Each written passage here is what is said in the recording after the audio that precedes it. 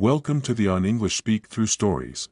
The patient one October evening Sherlock Holmes and I were returning to our rooms in Baker Street after a long walk.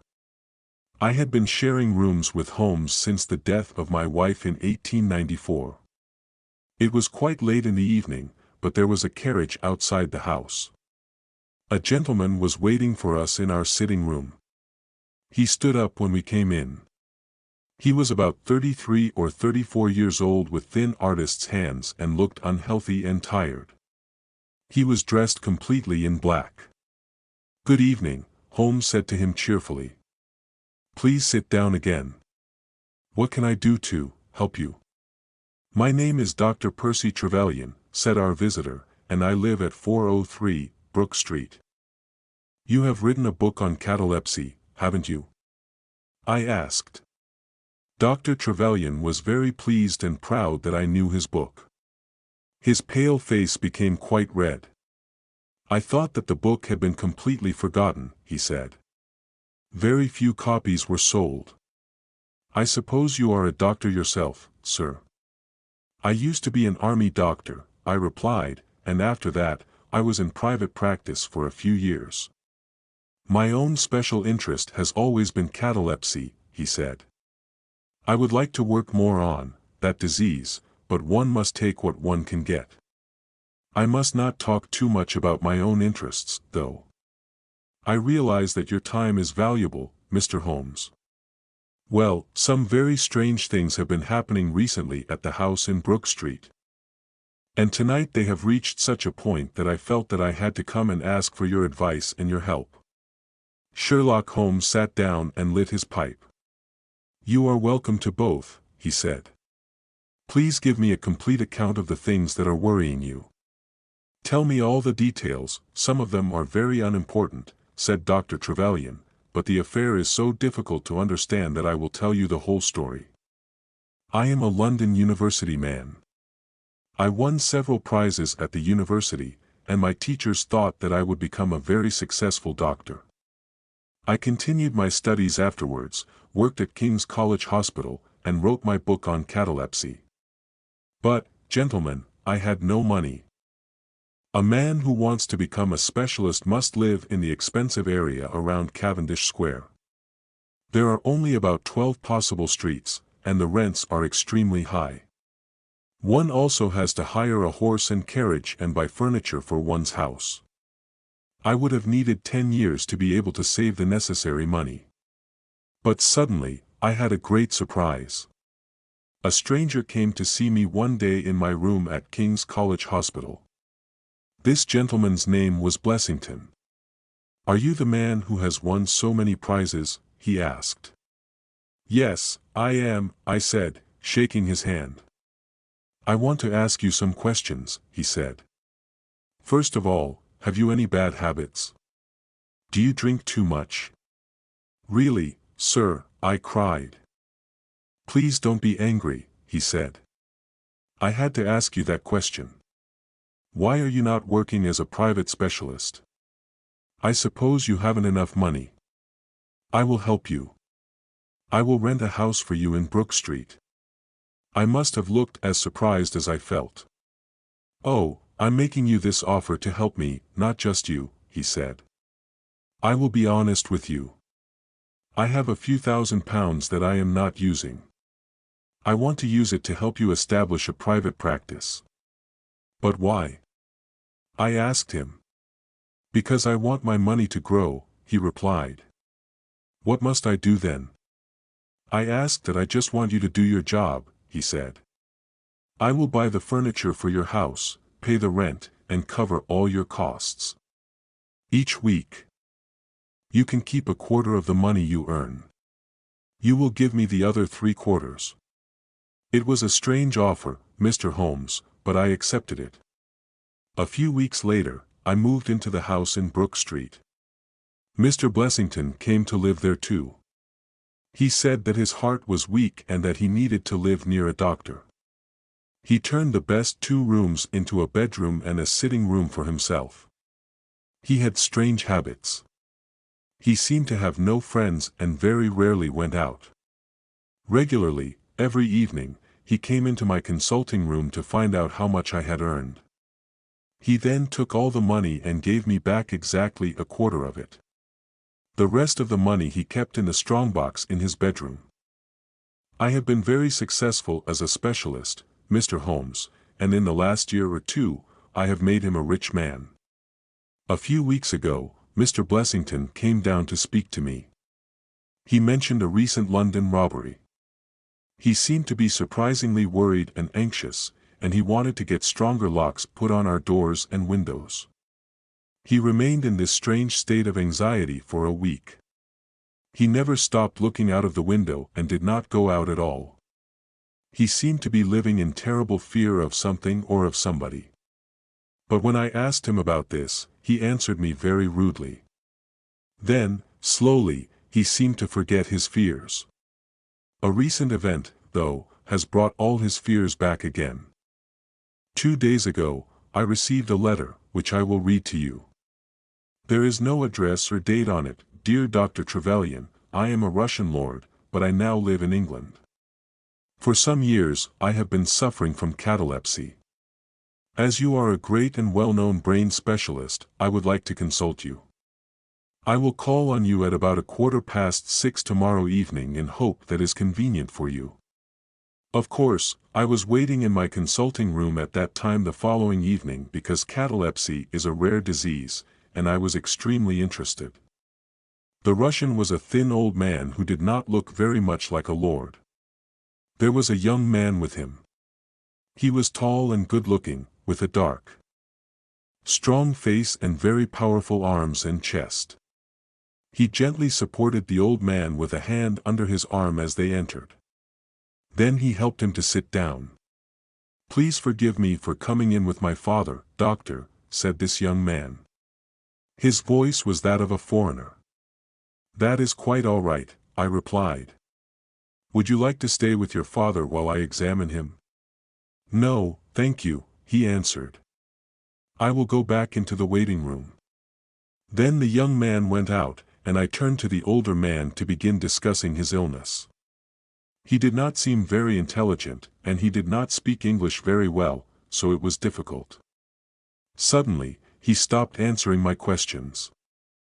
I saw that he was sitting very stiffly and looking at me with strange, empty eyes.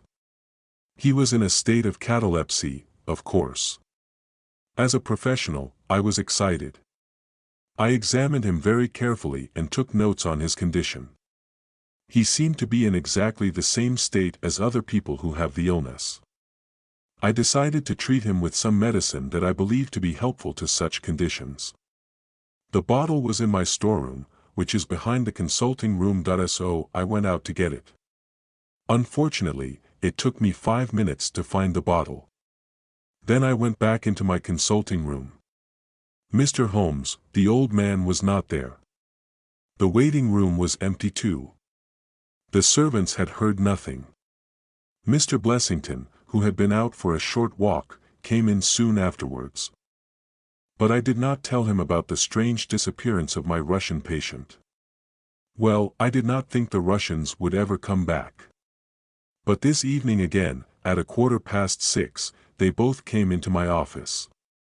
I am very sorry that I left so subtly yesterday, doctor, said the old man. I was certainly surprised, I replied. I can explain it, he said.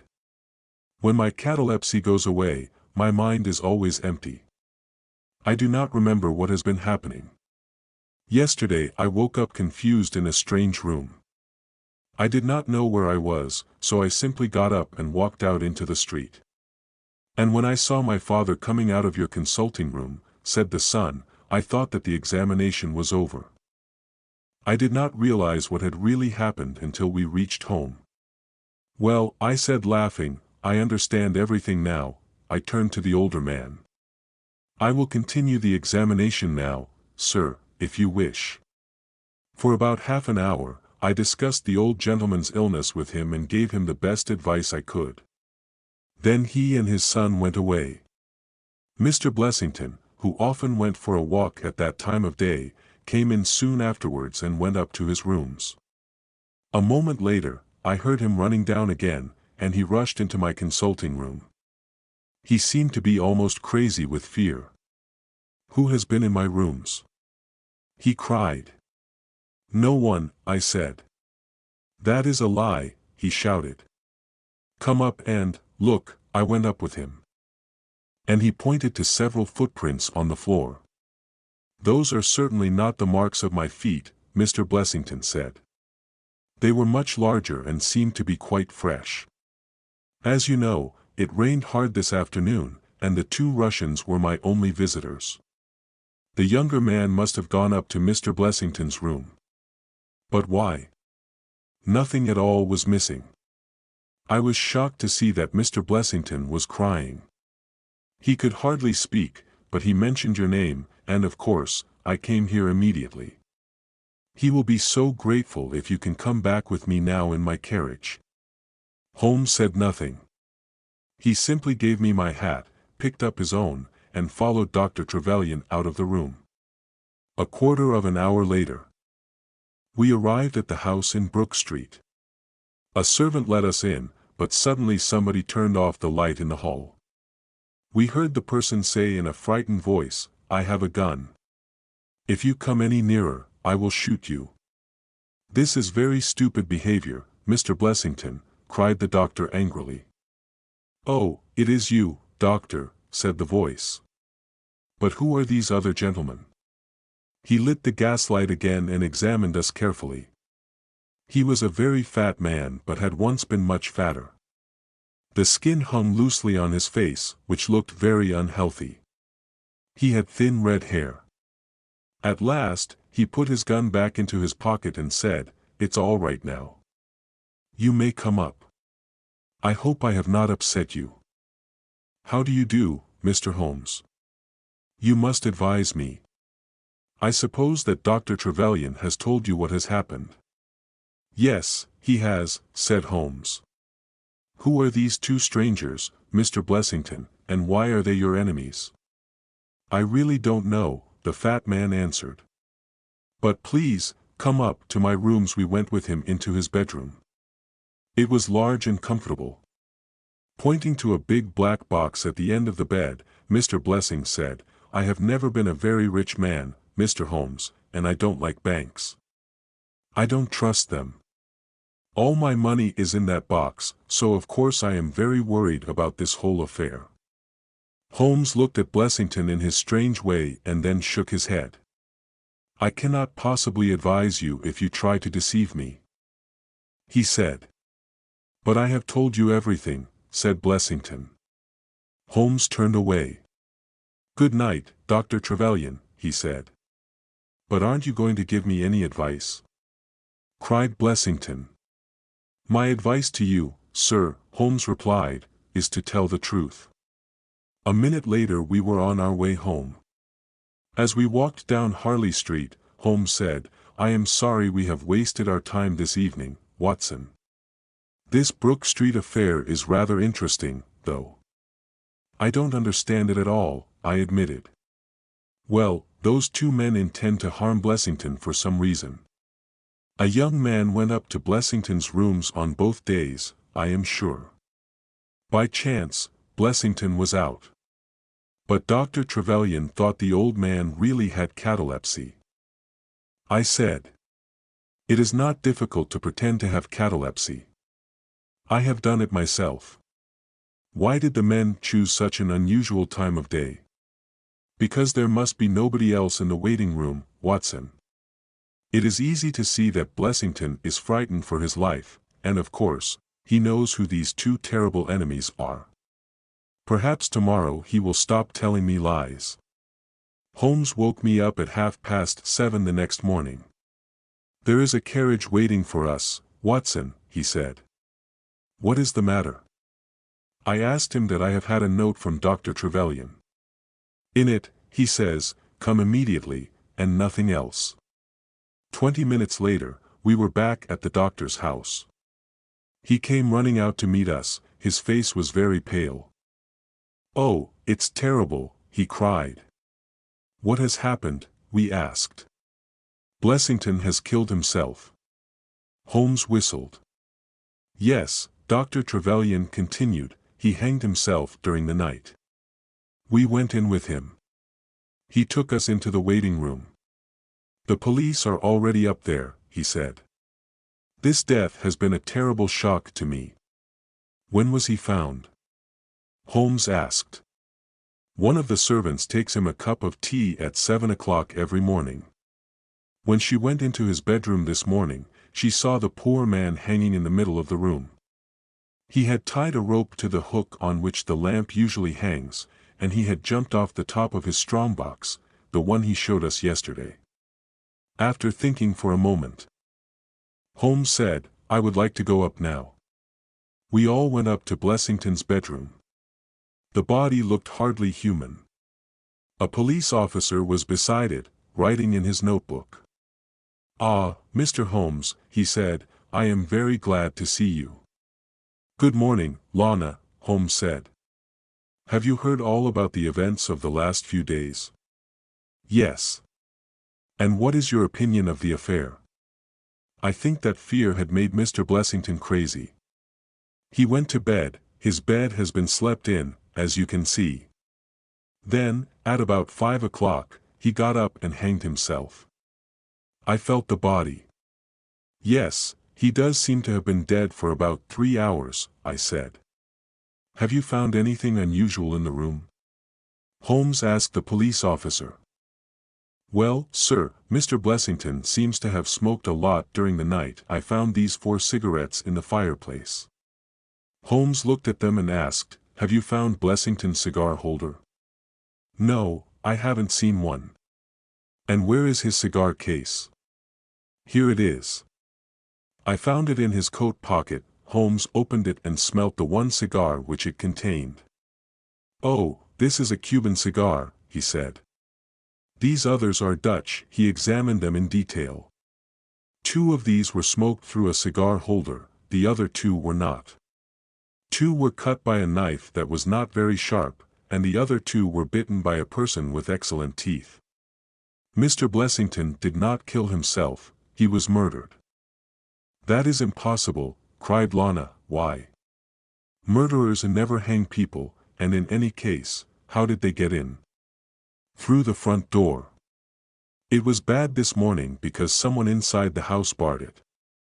In a moment, I will tell you how this murder was done. He went over to the door and examined the lock on the bedroom door.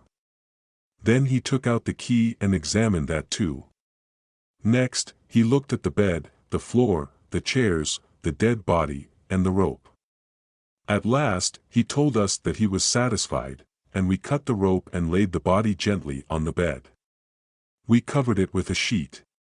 Where did the rope come from? Holmes asked. It was cut off this longer one, said Dr. Trevelyan. He showed us a rope under the bed. He was terribly afraid of fire.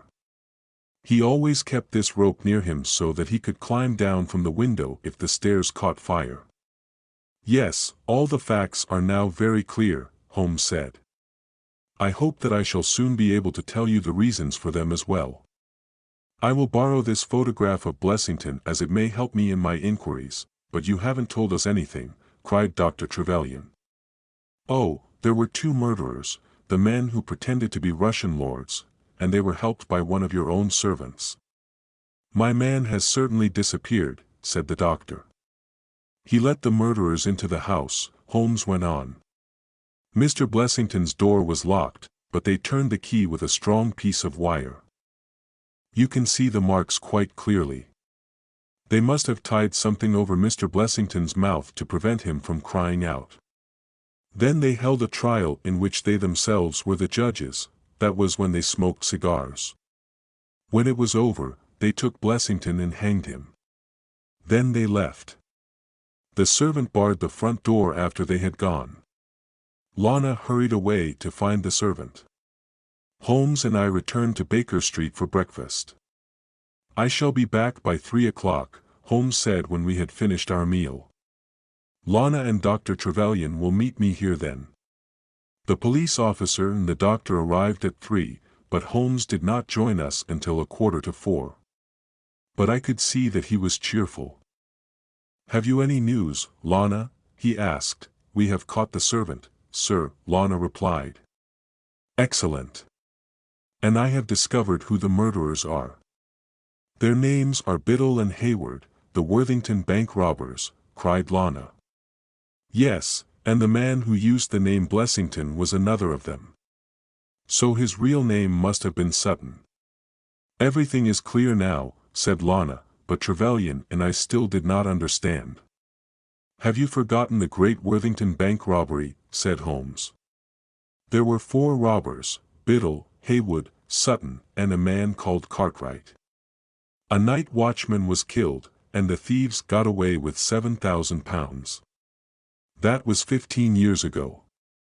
When the case came to court, there was not much proof against the robbers. But this man, Blessington, that is Sutton, decided to help the police. The result was that Cartwright was hanged, and Biddle and Hayward were sent to prison for 15 years. When they were let out, they decided to punish Sutton, that is, Blessington, for what he had done. Nobody was punished for Blessington's death. Biddle and Hayward were drowned soon afterwards when a steamer called the Nora Craner sank off the coast of Portugal. There was not enough proof against Dr. Trevelyan's servant, so he was never charged. No complete account of the Brook Street mystery has ever been given to the public, until now. You